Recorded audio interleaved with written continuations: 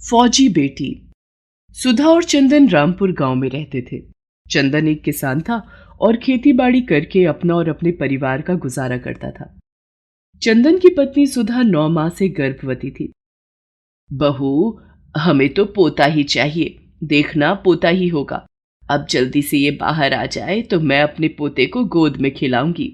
माँ, बेटा या बेटी होना हमारे हाथ में नहीं है, ये तो भगवान की देन है। वो बेटा दे या बेटी, हमें उनके फैसले को स्वीकारना होगा। तू ज्यादा बड़बड़ मत कर, बैंड बाजे की तैयारी कर। हम अपने पोते का स्वागत बैंड बाजे से करेंगे। सुधा के सास ससुर को पोता ही चाहिए था। सुनिए जी, अगर हमारी बेटी हुई तब हम क्या करेंगे? तुम फिक्र मत करो, मैं माँ और बाबूजी को समझा लूंगा। तुम बस अपना ध्यान रखो। कुछ दिनों के बाद सुधा ने एक प्यारी सी बेटी को जन्म दिया। हाय हाय, हमारी तो किस्मत ही फूट गई। बेटी ने जन्म ले लिया। इस कलमुही की काली जबान है, इसी ने कहा था कि बेटी हो गई तब क्या करेंगे। लो, हो गई बेटी। चंदन बेटा, इस बच्ची को गांव के बाहर छोड़ा। ये बच्ची हमारे माथे का कलंक है। लेकिन पिताजी, ये हमारी बच्ची है। और सुधा कभी अपनी बच्ची को नहीं जाने देगी। मैं तो कहती हूं दोनों माँ बेटी को गांव के बाहर छोड़ा। जो एक बेटा ना दे सकी ऐसी औरत का हम क्या करेंगे? हम तेरी दूसरी शादी करेंगे। चंदन के माता पिता बेहद पुराने ख्याल के थे।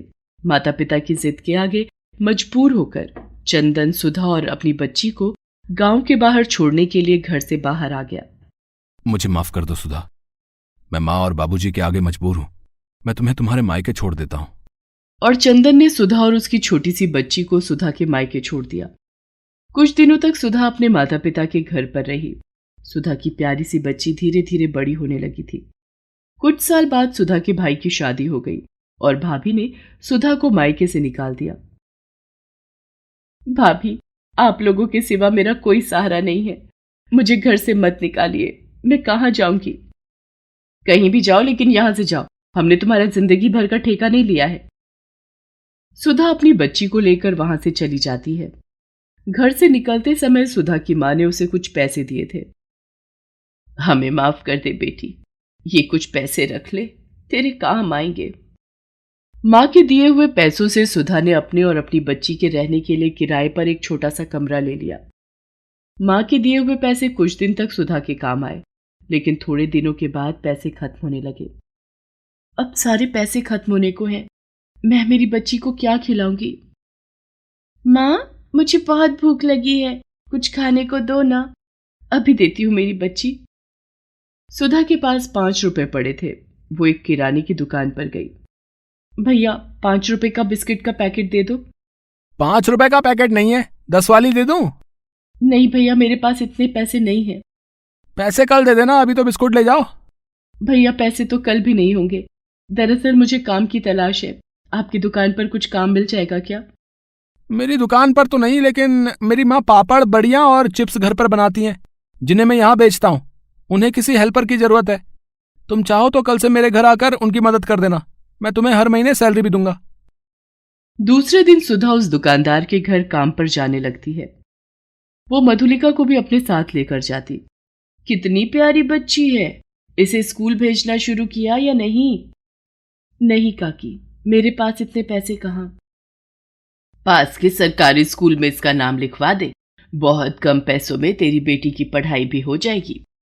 सुधा ने अपनी बेटी मधुलिका का नाम सरकारी स्कूल में लिखवा दिया। मधुलिका अब स्कूल जाने लगी थी। स्कूल से लौटकर वो बड़ियां और पापड़ बनाने में सुधा की मदद करती। धीरे धीरे मधुलिका बड़ी हो रही थी। माँ, मेरे पिताजी कौन हैं और वे कहाँ हैं? सुधा ने मधुलिका को उसके पिता और उसके दादा दादी के बारे में सारी बात बताई।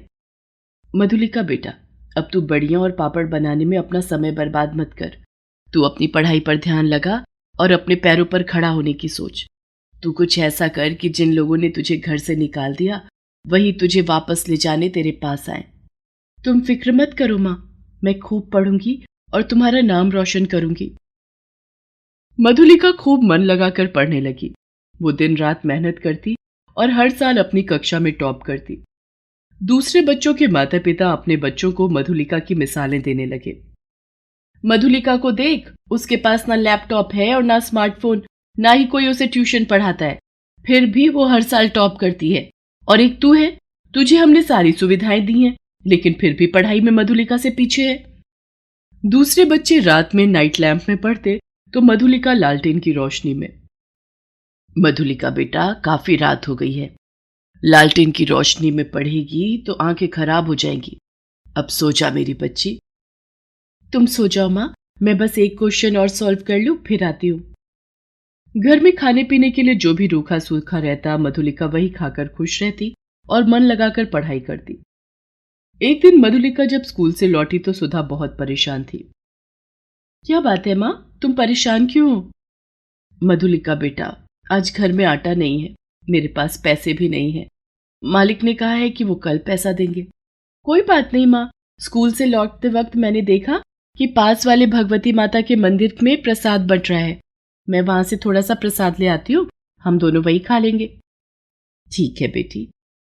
मधुलिका भागकर जाती है और वहां से प्रसाद लेकर आती है। माँ, ये लो प्रसाद का हलवा। दोनों माँ बेटी ने प्रसाद का हलवा खाकर संतोष कर लिया और फिर मधुलिका अपनी पढ़ाई करने लगी।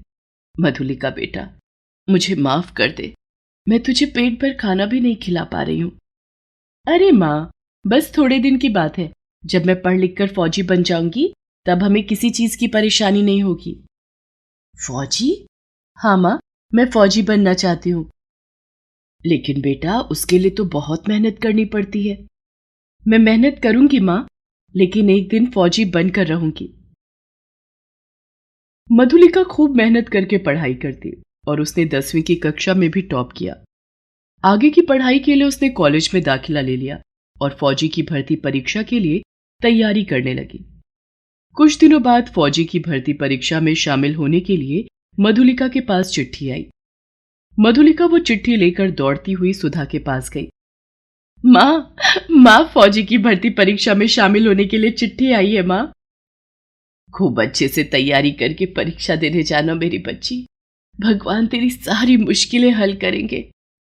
हाँ माँ, मैं अपना फौजी बनने का सपना जरूर पूरा करूंगी। परीक्षा का दिन भी आ गया और मधुलिका ने सुधा का आशीर्वाद लिया। ये ले बेटी, दही और गुड़ खाकर जा, इससे सारे काम अच्छे से हो जाते हैं। दही और गुड़ खाकर मधुलिका परीक्षा देने जाती है। परीक्षा देकर मधुलिका और सुधा दोनों बेसब्री से रिजल्ट के आने का इंतजार करने लगती हैं। मधुलिका बेटी, तूने परीक्षा तो अच्छे से दी थी ना? हाँ माँ, मैंने सारे प्रश्न हल कर लिए थे। तुम चिंता मत करो माँ, रिजल्ट भी अच्छा ही होगा। कुछ दिनों के बाद रिजल्ट भी आ गया और फौजी की भर्ती परीक्षा में मधुलिका पास हो गई। मेडिकल और फिटनेस टेस्ट में भी मधुलिका सेलेक्ट हो गई और उसे ट्रेनिंग पर भेज दिया गया। माँ, मैं अपनी ट्रेनिंग पूरी करने जा रही हूँ, तुम अपना ख्याल रखना और समय पर खाना खाना। तू भी अपना ख्याल रखना बेटी। ट्रेनिंग पूरी करने के बाद मधुलिका ने ड्यूटी ज्वाइन कर ली और सबसे पहले अपनी माँ सुधा के लिए एक घर लिया। माँ, तुम्हारे लिए एक सरप्राइज है, चलो मेरे साथ। लेकिन कहाँ? चलो तो। मधुलिका सुधा को टैक्सी में बिठाकर एक बड़े से बंगले में ले जाती है। ये तू मुझे कहाँ ले आई? बहुत हो गया, अब मेरी माँ को कोई तकलीफ नहीं होगी। आज से तुम इसी घर में रहोगी और अब तुम्हें बड़ियां और पापड़ बनाने की कोई जरूरत नहीं है। मैं हर महीने अपनी सैलरी तुम्हें भेज दूंगी, जी खोल कर खर्चे करना। सुधा मधुलिका को गले से लगा लेती है। सुधा को नया घर देकर मधुलिका अपनी ड्यूटी पर चली जाती है। कुछ साल इसी तरह बीत गए। मधुलिका हर महीने अपनी सैलरी का आधा हिस्सा सुधा को भेजती थी। कुछ साल बाद मधुलिका छुट्टियों में घर आती है। इसी समय सुधा के पति चंदन को इस बात का पता चलता है कि उसकी बेटी एक फौजी बन गई है, तो चंदन उन दोनों से मिलने सुधा के घर आता है। अब यहाँ क्यों आए हो? तुमने तो अपने माँ बाप के कहने पर मुझे और मेरी बेटी को छोड़ दिया था। ये कौन है माँ? बेटी, यही तेरे पिता है। बेटी, मुझे माफ कर दो। जिसने मुझे और मेरी माँ को बेसहारा छोड़ दिया, कभी हमारी फिक्र नहीं की, उसके लिए हमारी जिंदगी में कोई जगह नहीं है। मैं और मेरी माँ हम दोनों का सहारा है और हमेशा रहेंगे। माँ, कल से मुझे अपनी ड्यूटी पर जाना है। और मधुलिका अपनी माँ सुधा को सल्यूट करती है।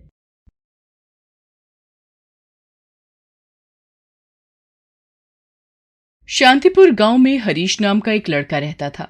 हरीश का परिवार बहुत गरीब था। उसके पिता खेती करते थे और मां घर संभालने के साथ साथ खेती में उसके पिता की मदद भी करती थी। बड़ी मुश्किल से उनका गुजारा चल रहा था। हरीश अपने घर की आर्थिक स्थिति बदलना चाहता था। वो 10वीं क्लास में पढ़ता था और शाम के वक्त अपने खेत में उगाई हुई सब्जियों को बाजार में बेचा करता था।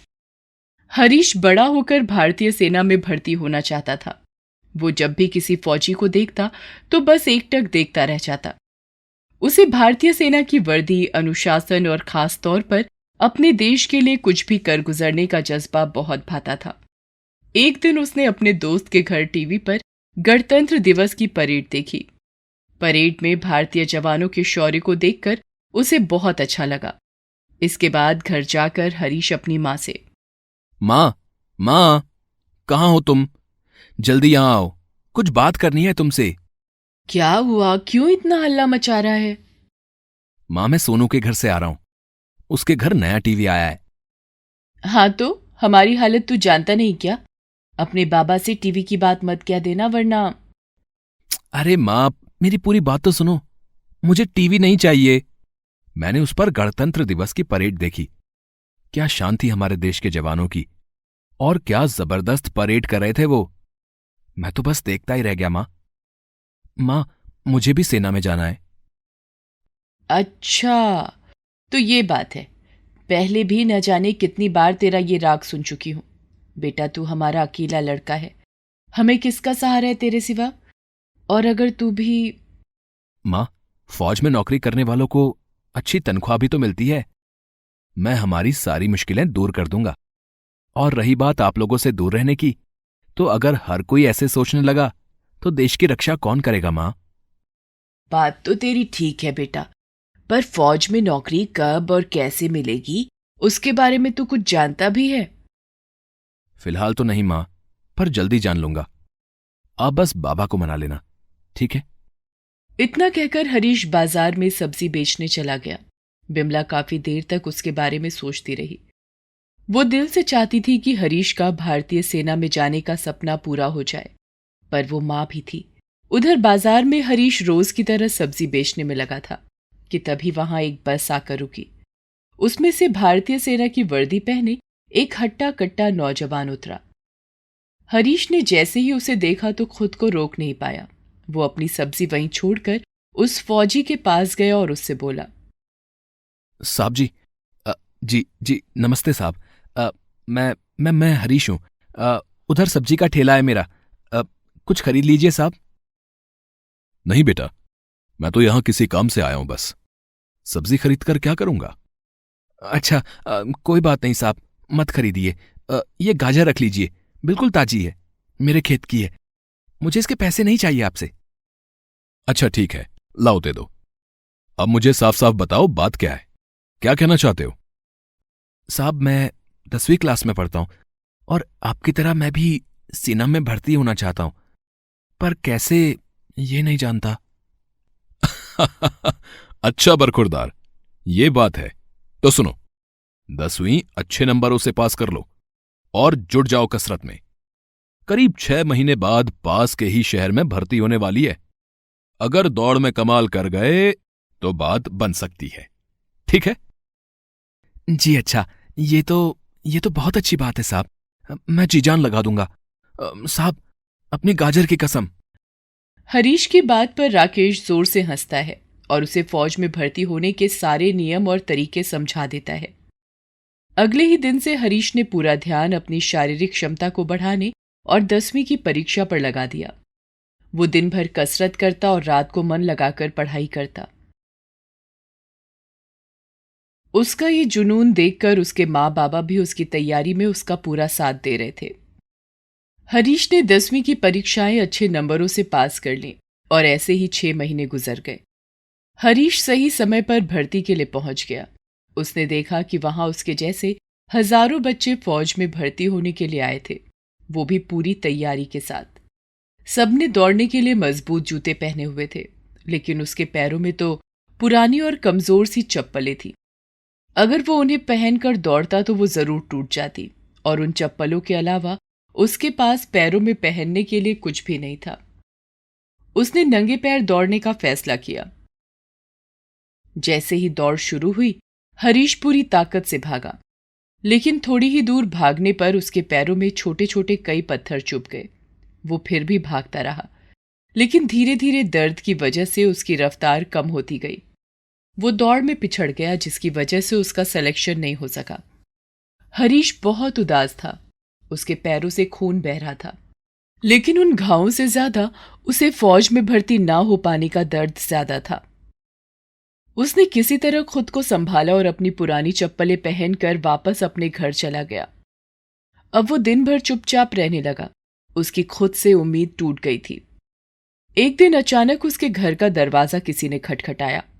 हरीश ने दरवाजा खोला तो सामने राकेश था, वही भारतीय जवान जिसने हरीश को उस भर्ती के बारे में बताया था।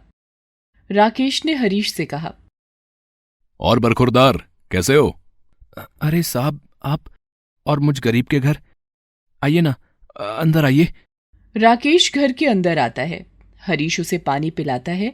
फिर राकेश उसके हाथों में एक डिब्बा देता है और कहता है, तुम आज सब्जी बेचने बाजार नहीं गए? वो तो अच्छा हुआ, कई लोगों ने तुम्हारे घर का रास्ता बता दिया।